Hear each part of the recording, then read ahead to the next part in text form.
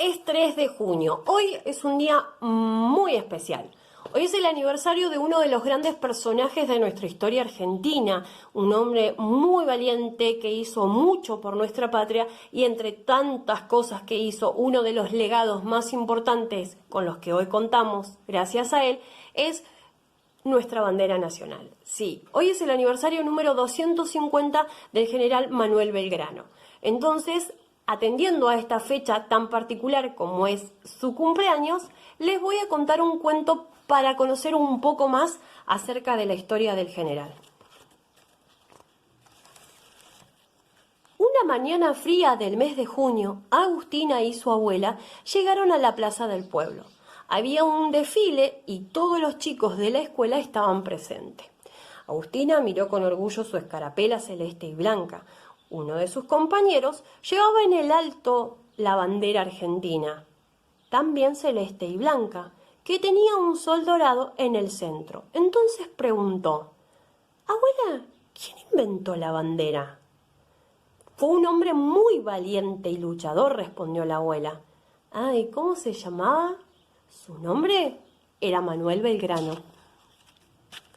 Manuel era un niño muy inteligente, que nació en Buenos Aires, cuando todavía nuestro país era un virreinato.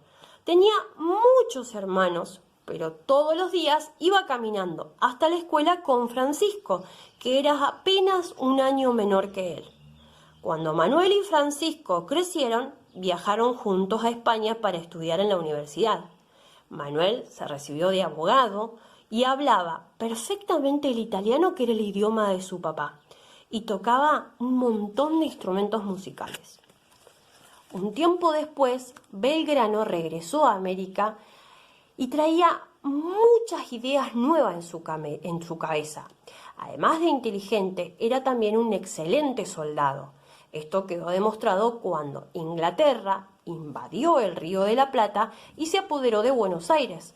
Entonces, Manuel bajó a la banda oriental, que hoy es lo que se conoce como Uruguay, y organizó un grupo de hombres valientes para hacerle frente a la invasión. Los soldados ingleses que querían que nuestro país formara parte de su reino fueron expulsados. Belgrano entonces decidió formar parte del regimiento de Patricio. Era un ejército de hombres nacidos en Buenos Aires y los nombraron sargento mayor. Y cuando el ejército inglés intentó ocupar una vez más Buenos Aires, Manuel y sus valerosos soldados lograron vencerlo y recuperaron de nuevo la ciudad. En esa época, el virreinato dependía de España. Entonces, un grupo de patriotas que creían que ya era un buen momento para separarse de los reyes españoles, decidieron organizarse. Belgrano fue nombrado vocal de la primera junta, que se reunió en el Cabildo de Buenos Aires y tomó las riendas del gobierno. Manuel estaba decidido a apoyar la revolución. Entonces viajó al interior del país, al mando del ejército, para lograr que todas las provincias aceptaran esta decisión. Sí que fue un gran soldado, abuela. Además de todo lo que hizo, ¿también creó nuestra bandera? ¿Y cómo sucedió eso, abuela? Un tiempo después, el gobierno, que se había transformado en un triunvirato, lo nombró jefe del ejército de los patricios.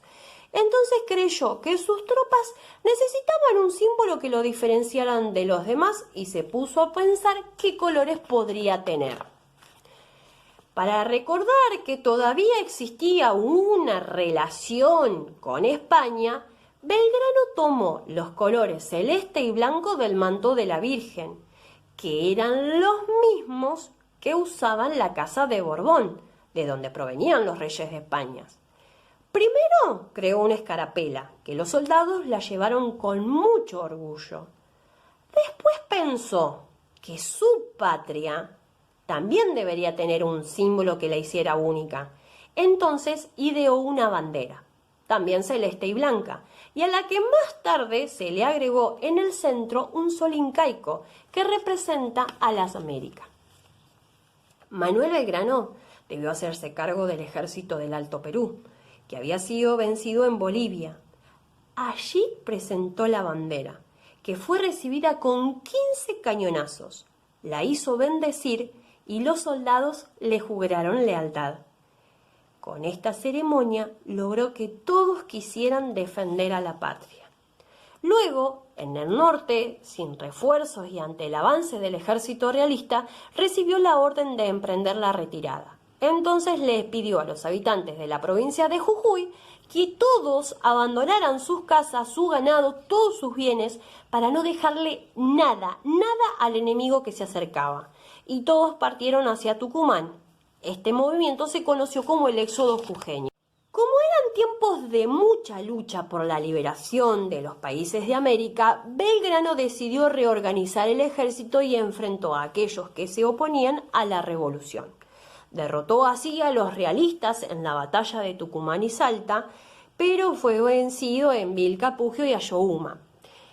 Pero Manuel era un muy buen líder. Manuel se preocupaba mucho por su ejército. Todas las noches salía de ronda a observar que nada le faltase a sus soldados. No le importaba estar cómodo en la campaña ni diferenciarse de sus tropas.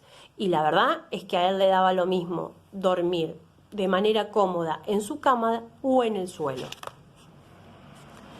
Fue amigo de los hombres más valientes y juntos decidieron cómo sería la independencia de los países americanos. En un verano muy caluroso, Manuel Belgrano se reunió con San Martín en la posta de Yatasto, un pequeño pueblo en la provincia de Salta. Le entregó el mando del ejército del norte al general y él regresó a Buenos Aires. Después de pasar 2 años como diplomático en Europa, volvió al país y participó del Congreso de Tucumán, donde los patriotas se habían reunido para declarar la independencia. Belgrano propuso que el hermano del Inca Tupac Amaru ejerciera el gobierno como rey, pero esto no fue posible porque los diputados de Buenos Aires buscaban establecer una república. Como San Martín también deseaba la liberación de los pueblos americanos, inició el cruce de los Andes para lograrlo. Entonces, Belgrano volvió a tomar el mando del ejército del norte en Tucumán. Pocos años después de hacerse cargo una vez más de este ejército, enfermó gravemente y tuvo que volver a Buenos Aires, donde pasó sus últimos años. Como muchos, a pesar de todo lo que hizo por la patria, murió en la gran pobreza. Como pago por sus servicios, le entregó al médico un reloj de oro que le había regalado el rey de Inglaterra.